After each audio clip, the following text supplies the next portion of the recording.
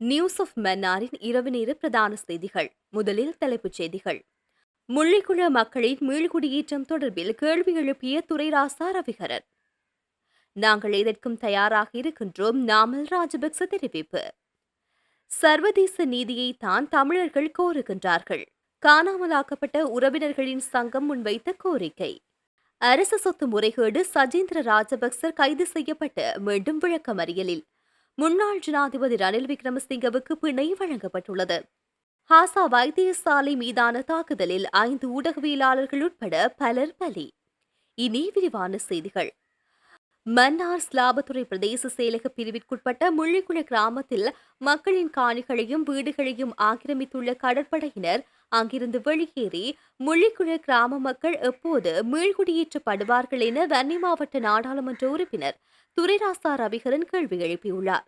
மன்னார் மாவட்ட அபிவிருத்தி ஒருங்கிணைப்பு குழு கூட்டம் செவ்வாய்க்கிழமை இடம்பெற்றது.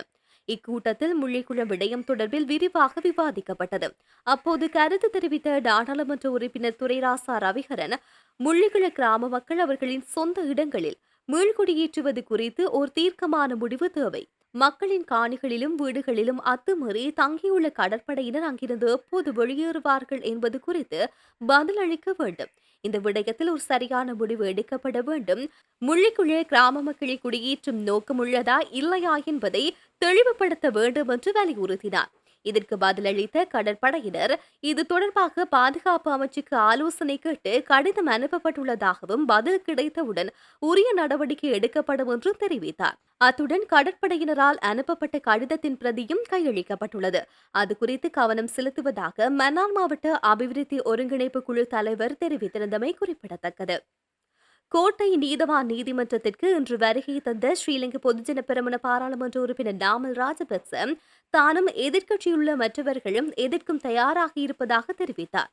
ஜேவிபி தலைமையிலான தேசிய மக்கள் சக்தி அரசாங்கம் திடீரென ஒரு மேட்டுக்குடி மனப்பான்மையை ஏற்றுக்கொண்டதால் நாங்கள் எதற்கும் தயாராக இருக்கின்றோம் என்று அவர் ஊடகவியலாளர்களின் சந்திப்பின் போது கூறியுள்ளார்.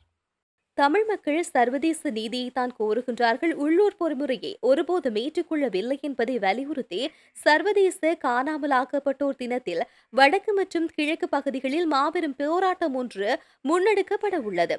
இந்த போராட்டத்திற்கு அனைவரும் ஆதரவு வழங்க வேண்டும் என்று முல்லைத்தீவு மாவட்ட வலிந்து காணாமலாக்கப்பட்டவர்களின் உறவினர்களின் சங்க தலைவர் சுப்பிரமணியம் பரமானந்தன் கோரிக்கை விடுத்துள்ளார். சர்வதேச வலிந்து காணாமல் ஆக்கப்பட்டோர் தினமாக எதிர்வரும் 30ஆம் தேதி சர்வதேச நீதியை கோரி இந்த போராட்டம் நடைபெறுகின்றன. வடக்கில் யாழ்ப்பாணம் கிட்டுப்பூங்காவில் இருந்து செம்பனி வரையிலும், கிழக்கில் கல்லடி பாலத்தில் இருந்து காந்தி பூங்கா வரையிலும் கவனஈர்ப்பு போராட்டம் முன்னெடுக்கப்பட உள்ளன. இது தொடர்பாக முல்லைத்தீவு ஊடக அமையத்தில் இன்று காலை நடைபெற்ற ஊடக சந்திப்பில் முல்லைத்தீவு மாவட்ட வலிந்து காணாமல் ஆக்கப்பட்டவர்களின் உறவினர்கள் அனைத்து தரப்பினரின் ஆதரவையும் கோரினர்.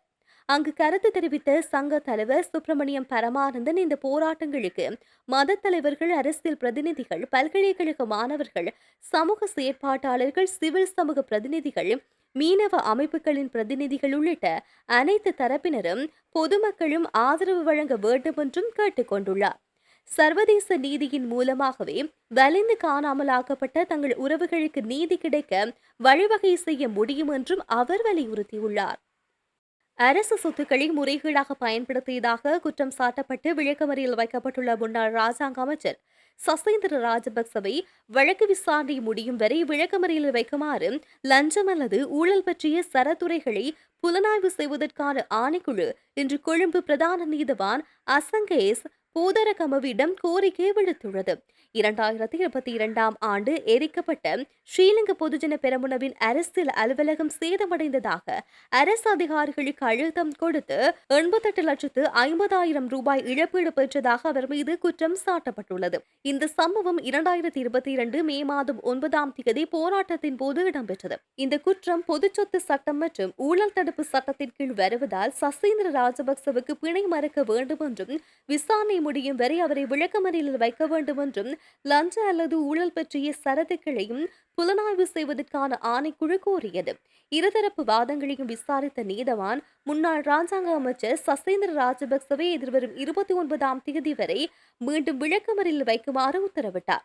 சந்தேக நபரின் தரப்பில் உள்ள உண்மைகளை ஆராய வேண்டியுள்ளதால் இந்த வழக்கு தொடர்பான புகாரை மீண்டும் விசாரிப்பதாகவும் நீதவான் தெரிவித்தார். முன்னாள் ஜனாதிபதி ரணில் விக்ரமசிங்க வெளிநாட்டு பயணத்துக்காக 16.6 மில்லியன் அரச நிதியை தவறாக பயன்படுத்தியதாக கூறப்படும் வழக்கில் இன்று பிணையில் விடுவிக்கப்பட்டார். கொழும்பு கோட்டை நீதவான் நிலப்பிலி லங்காபுர தலா 5 மில்லியன் பெறுமதியான 3 சரீரப்பிணைகளின் கீழ் அவரை விடுவித்தார். இந்த வழக்கின் மேலதிக விசாரணை அக்டோபர் 29ஆம் தேதி வரை ஒத்திவைக்கப்பட்டுள்ளது. ஒரு தனிப்பட்ட வெளிநாட்டு பயணம் தொடர்பாக அரசு நிதியை தவறாக பயன்படுத்திய குற்றச்சாட்டில் குற்றப்புலனாய்வு திணைக்களத்திற்கு அழைக்கப்பட்ட பின்னர் முன்னாள் ஜனாதிபதி கடந்த வெள்ளிக்கிழமை கைது செய்யப்பட்டார். இதன் மூலம் கைது செய்யப்பட்ட இலங்கையின் முதலாவது முன்னாள் ஜனாதிபதி என்ற நிலை அவருக்கு ஏற்பட்டது. நீதிமன்றத்தால் விளக்கமறியலில் வைக்கப்பட்ட அவர் உடல்நலக் குறைவு காரணமாக முதலில் சிறைச்சாலை மருத்துவமனையில் அனுமதிக்கப்பட்டார். பின்னர் மருத்துவ பரிசோதனைகளுக்கு பிறகு தேசிய மருத்துவமனைக்கு மாற்றப்பட்டார் என்பது குறிப்பிடத்தக்கது.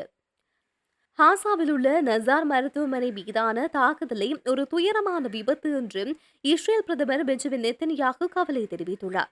அதேவேளை இந்த தாக்குதலுக்கு சர்வதேச அளவில் கடும் கண்டனம் எழுந்துள்ளது. கடந்த திங்கட்கிழமை தெற்கு ஹாசாவின் ஹான் யூனிஸ் நகரில் உள்ள நசார் மருத்துவமனை மீது இஸ்ரேல் நடத்திய தாக்குதலில் 5 ஊடகவியலாளர்கள் உட்பட 20 பேர் கொல்லப்பட்டுள்ளனர்.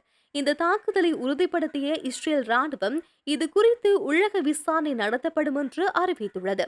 மேலும் ஊடகவியலாளர்களை காயப்படுத்துவது தங்கள் நோக்கமல்ல என்றும் ஒரு அறிக்கையில் குறிப்பிடப்பட்டுள்ளது.